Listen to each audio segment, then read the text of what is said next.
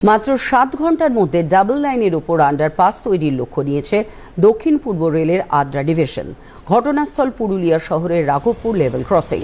এই কাজের জন্য কোটশিলা সেকশনের ট্রাফিক ও পাওয়ার ব্লক নেওয়া হয়েছে। প্রযুক্তির ব্যবহারে প্রিকাস্টেড বক্স বসিয়ে দুরূহ এই কাজটি 7 ঘন্টায় সম্পন্ন হবে।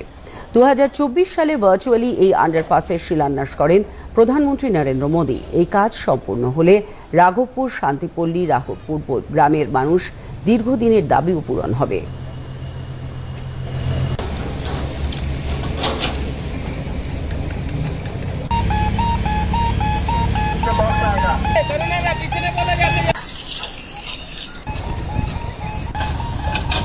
जब सिंगल लाइन था तब से ये गेट बंद मिलता था हमेशा के लिए, हमेशा नहीं, बीच बीच में ज्यादा से ज्यादा बंद मिलता था, इतना ट्रेन होता था।